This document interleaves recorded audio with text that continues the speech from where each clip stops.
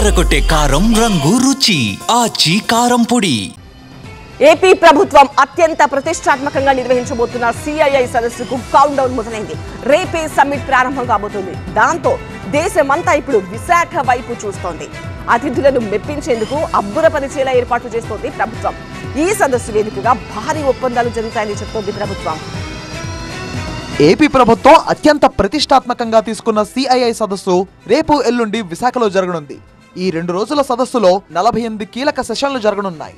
ప్రపంచ దేశాల నుంచి పారిశ్రామికవేత్తలు ఈ పెట్టుబడుల సదస్సుకు రానున్నారు. దీంతో ఇప్పటికే విశాఖలో మకాం వేసిన సీఎం చంద్రబాబు ఏర్పాట్లపై ఎప్పటికప్పుడు సమీక్షిస్తున్నారు.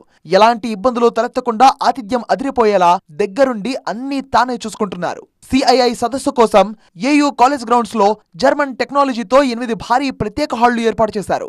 మొదటి హాల్లో డెలిగేట్ల రిజిస్ట్రేషన్, రెండో హాలులో కంపెనీలు, ప్రభుత్వ శాఖల స్టాళ్లు, మూడో హాల్ను డెలిగేట్ల భోజనానికి కేటాయించారు. ఇక 4గో హాలులో 3 మినీ హాళ్లను ఏర్పాటు చేశారు. వాటిలో డెలిగేట్లు, ప్రభుత్వ ప్రతినిధులతో ముఖాముఖి వీలు కల్పిస్తారు. ఇక ప్రధాన వేదికైన 5వ హాల్లో 1600 మంది ప్రతినిధులు కూర్చునేలా ఏర్పాట్లు చేశారు. 6వ హాలులో ముఖ్యమంత్రి లాంజ్, 7వ హాలు కేంద్ర మంత్రి పీయూష్ గోయల్ లాంజ్, 8వ హాలు ఉపరాష్ట్రపతి రాధాకృష్ణన్ కోసం కేటాయించారు. 2 రోజుల్లో 10 లక్షల కోట్ల పెట్టుబడులకు సంబంధించిన ఒప్పందాలు కుదురుతాయన్నారు సీఎం చంద్రబాబు. ఇక దేశం మొత్తం వైజాగ్ వైపే చూస్తుందన్నారు. సిఐఐ సదస్సుకు ముందే పెట్టుబడుల వేట షురూ చేశారు మంత్రి నారా లోకేష్. ఢిల్లీలో లోకేష్ సమక్షంలో భారీ పెట్టుబడి ఒప్పందం జరిగింది. America company Tillman global holdings తో ఏపీ ప్రభుత్వం 15,000 కోట్ల అవగాహన ఒప్పందం చేసుకుంది. 300 మెగావాట్ల హైపర్ స్కేల్ డేటా సెంటర్ ను విశాఖలో ఏర్పాటు చేయనుంది.